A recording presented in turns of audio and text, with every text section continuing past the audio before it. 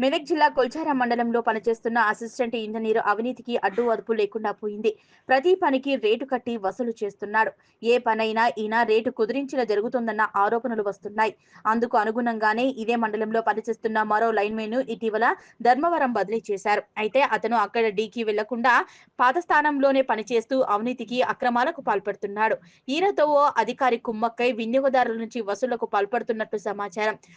Online ఓ రైతు నుంచి transformer కోసం 15,000 తీసుకున్నట్లు తెలిసింది. అయితే ఆ సొమ్ము సరిపోదని 50,000 ఇవ్వాలని డిమాండ్ చేసినట్లు సమాచారం. అంత సొమ్ము ఇచ్చుకోలేని రైతు స్థానిక ప్రజాప్రతినిధి వద్దకు వెళ్తానని చెప్పడంతో రైతు దగ్గర నుంచి లైన్మన్ జారుకున్నట్లు తెలిసింది.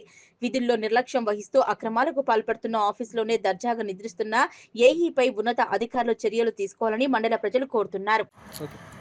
ఏఈ హైమద్ అలీ గత కొంతకాలంగా కొల్చారం మండలంలో విధులు నిర్వహిస్తున్నప్పటికీ అతను చాలా మాట్లాడే విధానం కావచ్చు ఎంతోమంది కన్జ్యూమర్స్ వస్తే వాళ్ళతో మాట్లాడే విధానంలో చాలా ర్యాష్ బిహేవియర్ చేశారని మా వద్దకు వచ్చినా కానీ ఏదోలే నడుచుకుంటూ పోతుంది కదా, బాగానే నడుస్తుంది కదా అనే ఉద్దేశంతో పోయినాం.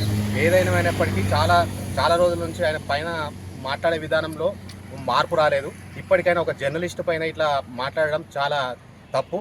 అంతేకాకుండా చేసుకునే విధానం దాకా కూడా వచ్చింది కాబట్టి ఆయనపై కఠినమైన చర్యలు తీసుకోవాలని జర్నలిస్ట్ పక్షాన కోరుతుంది. స్థానిక విద్యుత్ సబ్ స్టేషన్లో విధులు నిర్వహిస్తున్నటువంటి ఏఈ అహ్మద్ అలీ గారు విధులు నిర్వహిస్తుండగానే అక్కడనే ఆఫీస్లో నిద్రిస్తున్న సమయంలో మేము కవరేజ్కి వెళ్ళిన సందర్భంలో అక్కడ ఫోటోలు వీడియోలు తీయడం జరిగింది.